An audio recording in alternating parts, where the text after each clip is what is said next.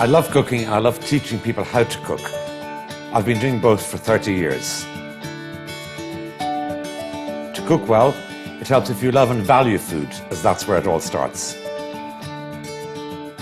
My approach to cooking is simple and not new. Use the best ingredients you can get organized, and follow the recipe. And that way, you'll be sure to get really wonderful results.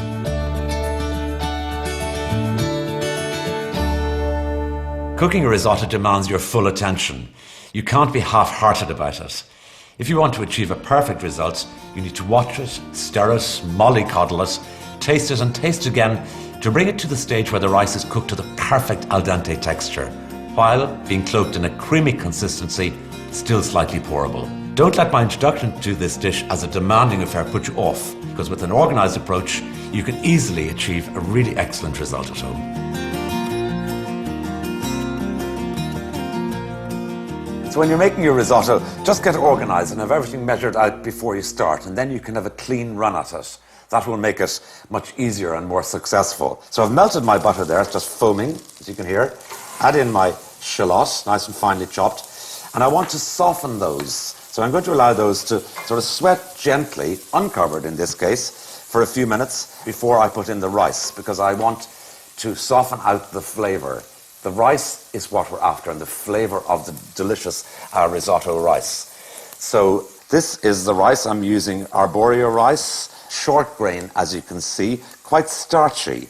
So when you pick up the rice and you handle it with your fingers like that, see the way it leaves a little coating of starch on? And that starch is going to give us a lovely, creamy consistency at the end of the cooking. The other thing I have ready, I've got my stock simmering here, and I've got the ladle ready to ladle in my stock, because when I'm adding the stock, I don't want to add in either too little or too much. Each time, just enough to cover the rice. So the onion is ready. It's softened down slightly, so I'm going to add in my rice. And the rice goes in all in one go, like that. And then we're going to turn the rice in the onions and the butter for a few moments. I don't particularly want to toast them, just get a little bit of sealing on the edge of the grains. The other thing that's really important when you're making risotto is heat control, because the next stage of this process is going to be adding in the gently simmering stock. You want the stock to simmer the minute it goes into the saucepan. So you'll find that with the first 1 or 2 ladlefuls of stock, you'll be playing around with your heat control a little bit. If you add the stock too quickly, it can make a sort of a gluey rice at the end and also cause the liquid to separate.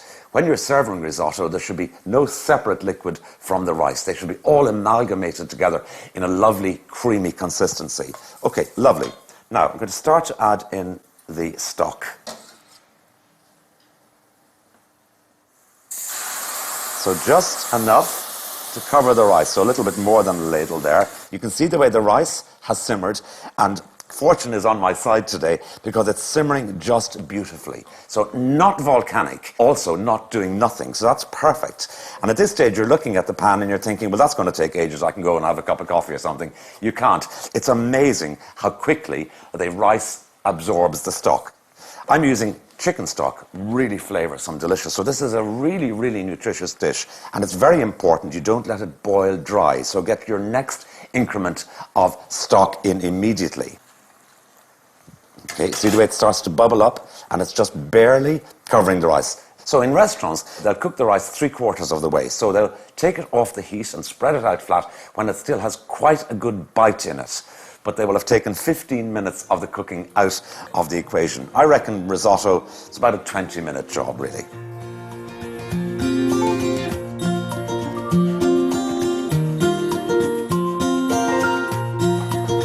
Now I'm going to put some lovely cavolo nero, or what's sometimes called black kale or Tuscan kale. So it's got a little stalk in the back like that.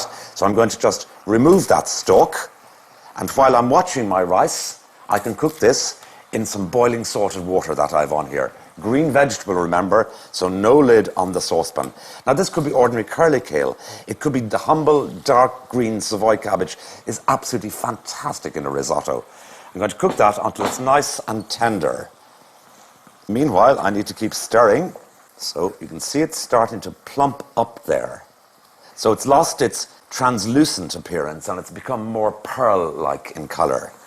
So at this point, it's been cooking sort of 10, 12 minutes. I need to just see how it's tasting texture-wise. It's not there. It's got a crisp central kernel. This is the point that if you want to be prepared ahead, take it out of the saucepan and spread it out flat. And then you can allow that to cool, and then later on in the evening, back into your saucepan, finish it off with more stock and whatever your particular additions happen to be. My cavolo nero has collapsed rather beautifully, so I'm going to remove that from the saucepan. So this could be asparagus. Nettles are absolutely wonderful in a risotto, and when you get lovely sort of spring nettles, and it's reckoned that everybody should have one meal, not entirely of nettles, but one time during the year. They're regarded and have always been regarded as one of the great tonics of the year.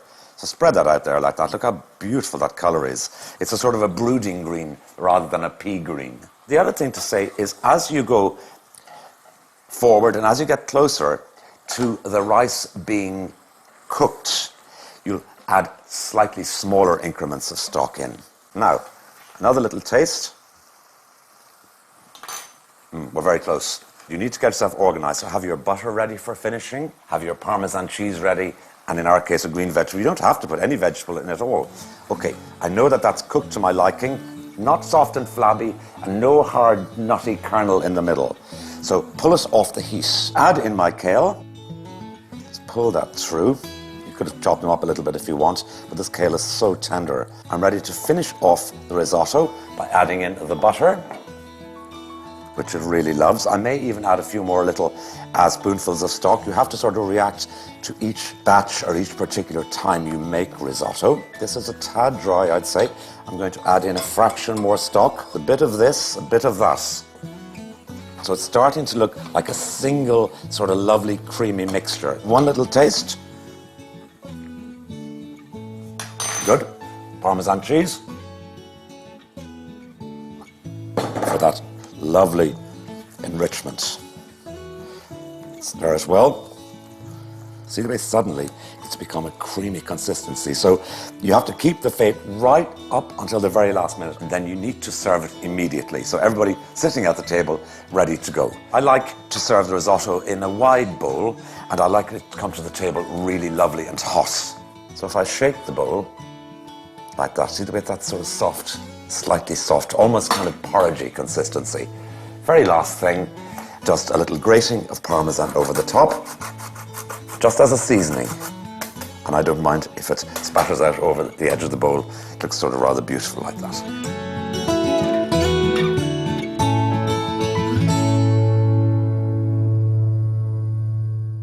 Quail are wonderful little birds and quite simple to cook.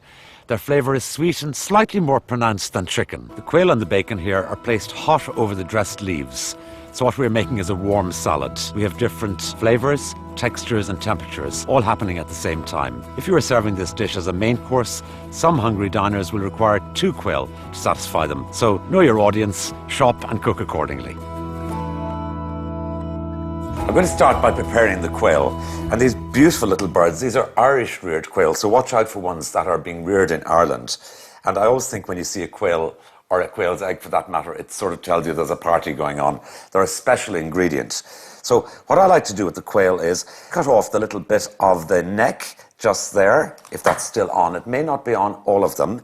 And then I'm just going to cut off the little wing bone because there's virtually nothing to eat on there and they just get in your way when you're eating them. Just chop them off like that. And it makes the eating and the carving of the birds later on much, much easier.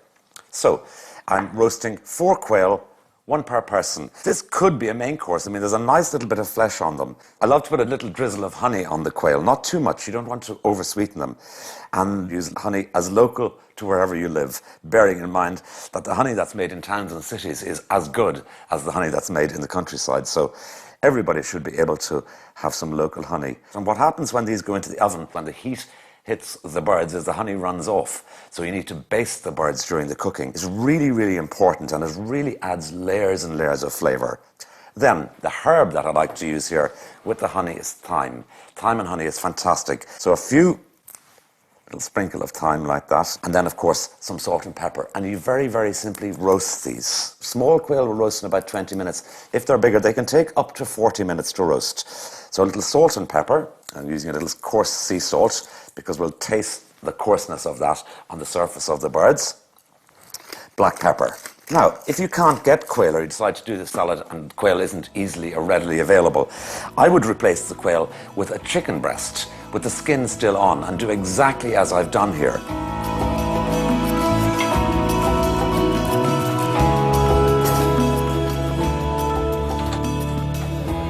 Now, that's the quail in cooking.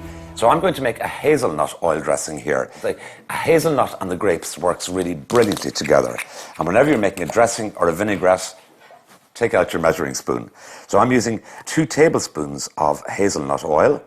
And remember, hazelnut oil, like walnut oil or sunflower oil, any of the oils has a life cycle, maximum ideally of 1 year, because hazelnuts come into season and then they're pressed to get an oil, and the walnuts just like sunflower seeds.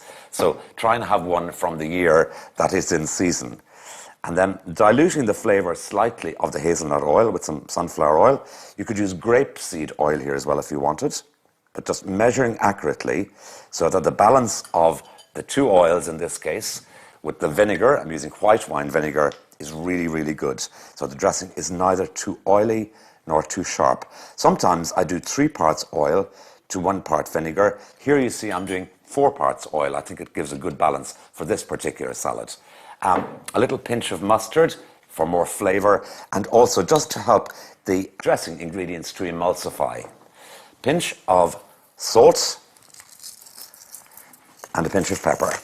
Whisk it to mix together the oil and the vinegar. So the rest of our ingredients are some little lardons of bacon. This is streaky bacon or belly of bacon. And I've cut those nice and fine. And you can see these are really lovely and fatty. Look at the proportion of fat to lean there. It doesn't have to be quite that much fat. Most of that fat renders out, so you don't have to eat it. But you need to have the fat there at the beginning if you want succulent, sweet little lardons. Now, grapes. You can, of course, buy seedless grapes for this, which most people will probably do. I know everybody's got very busy lives nowadays. And then what I like to do, believe it or not, I know it sounds crazy, but I like to peel the grapes. And peeling a grape is exactly what it says on the tin. You literally catch the skin where the stalk has been removed and just peel off the skin like that. And if you present peeled grapes to the person you love, or to the person whose love you are in search of, you know, that might do the trick. So you see, it peels off really nicely. And you could say to me, what is the point? The point is they just taste better. It's as simple as that. You've removed the tough little skin.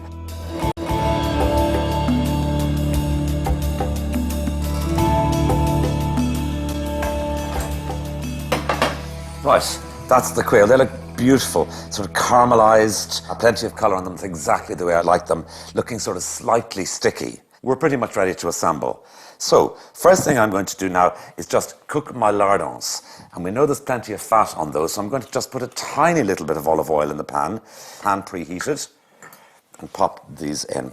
Separate them. So they're browning up really nicely. So when they are pretty much there, I'm going to turn off the heat, and they'll continue to cook, and I'm just going to gather them to the side of the pan like that.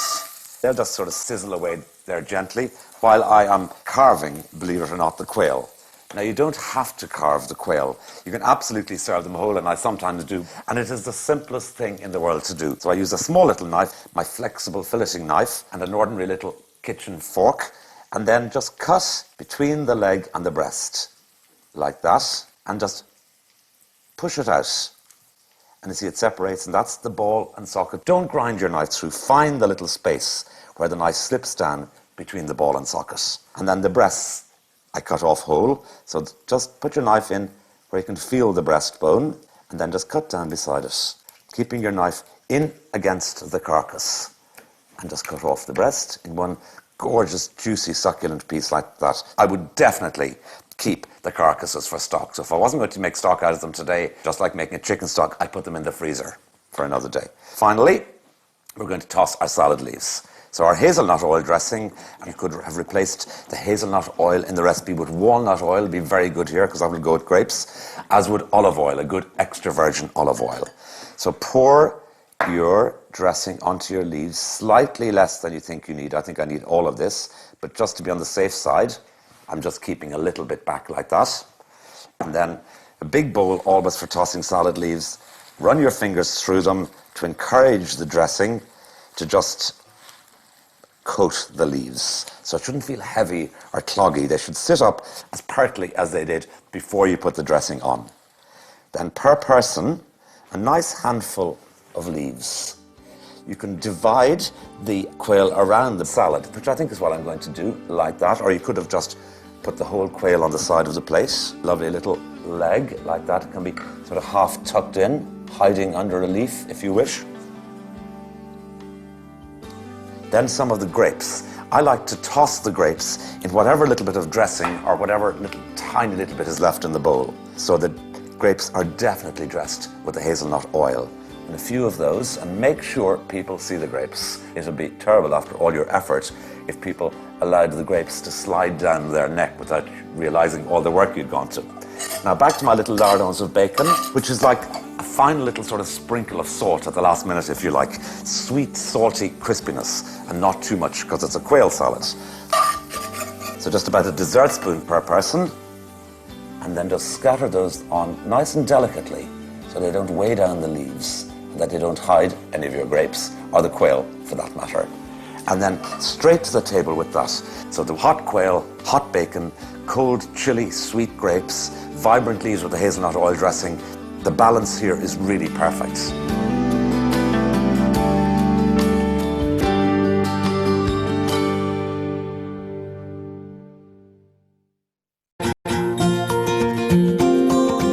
In an ideal world, I would always have a supply of candied citrus zest to hand to sprinkle over ice creams and sorbets, fresh fruit or compotes, cakes, various puddings and biscuits. We don't live in an ideal world, of course, but it can undoubtedly be improved by the addition of these fine things. And anybody you care about will be impressed by the effort you put into making them. On one level, of course, they're unnecessary, but on another level, they're one of life's little pleasures and should be enjoyed as such. Pretty much all citrus fruit can be candied. Oranges, lemons, limes, even pomelo. But I'm going to candy pink grapefruit because that's the one I prefer to do. We're looking for little beautiful, little perfect candied orange sticks, some of which we will roll in caster sugar and some of which we'll dip in chocolate. And we're just going to serve them with a really good cup of coffee, or you could have them with a great cup of tea. We're going to start off by cutting up our fruit, so it's the same irregardless of which of the particular citrus fruit you like to use. So I start off by just cutting a strip off the top of the fruit like that, just as far in as the flesh. So I'll go a little bit further in there. Like that, that's fine. And the same off the other end. Like that. And then cut the fruit in quarters. And then I'm going to cut out some of the excess fruit from the center, if you like. Like that. Now don't throw that out. You could keep that and sprinkle a little bit of caster sugar or a little bit of honey or no sweetness at all if you want. And we'll make a lovely breakfast or a very simple dessert after dinner. So cutting out the excess fruit, because we're going to candy, it's really the candied peel we're after here. We're going to serve these at the end of the meal as just a little sort of lovely little sweet, slightly citrusy stick. But you could chop these up and use it as candied peel in cakes or buns or barmbracks, whatever it was you want. So that's the sort of size that I'm after there. I reckon to get about sort of 36 pieces out of a grapefruit, maybe slightly less out of an orange. And then the process is, it's a little bit like making marmalade actually. We're going to cover these with cold water, bring them up to the boil, strain them, and you're going to do that a further 4 times. But this is the sort of thing you could be doing while you're doing other things in the kitchen. It takes time, but the effort involved is actually very, very little. So just cutting out the excess flesh. And the purpose of blanching and refreshing them, as the expression goes, 5 times, is to draw the extra acidity out of the zest of the fruit and out of the rind, so they're not too sharp. You lose that intense bitterness that is sometimes present in the peel of citrus fruit. Very importantly with cold water, because again, it's a bit like making a stock. When you're trying to draw a certain flavour out of something, it's cold water. When you're trying to seal in flavour, it's boiling water or hot water. So cover them fairly generously like that.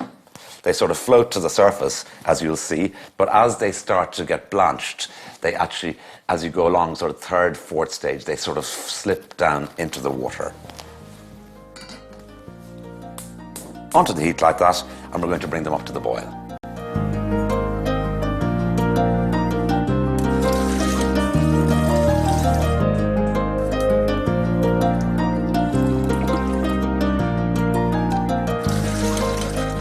So these are blanched and refreshed 5 times. See, I told you it was easy. And they're just softened out really beautifully. The flesh and the rind is lovely and soft. That's really important.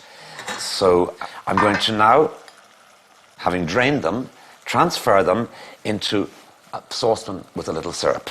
Just drop them in nice and gently. Give them a little gentle turn around like that. And see, the syrup just covers them. And these are going to poach for approximately an hour until they look translucent and candied.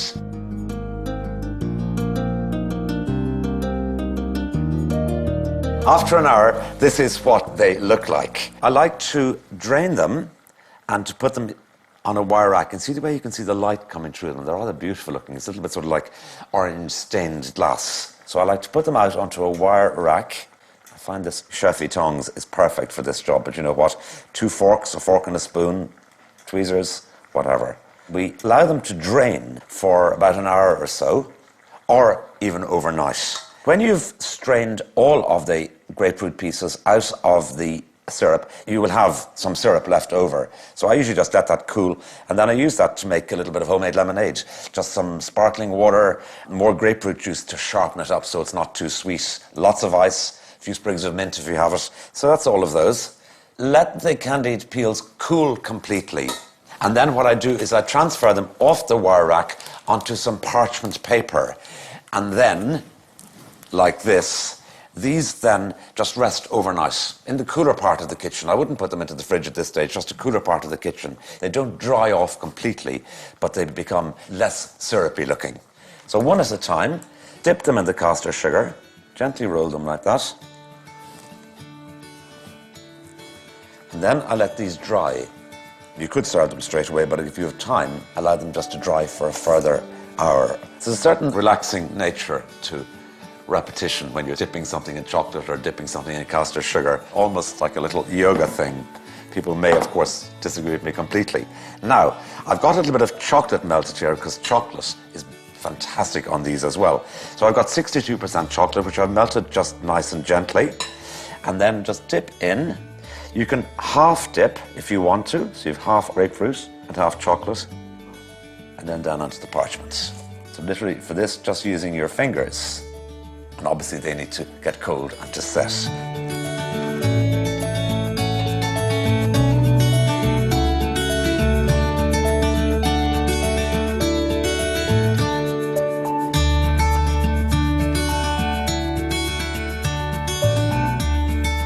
Some of them I dip completely in chocolate, and chocolate lovers will love that. So even though these don't look like a conventional end-to meal in terms of pudding or dessert, with a lovely cup of coffee or a cup of tea or a herb tea, light, refreshing, but with a bit of little chocolatey richness, perfect. I'd love this.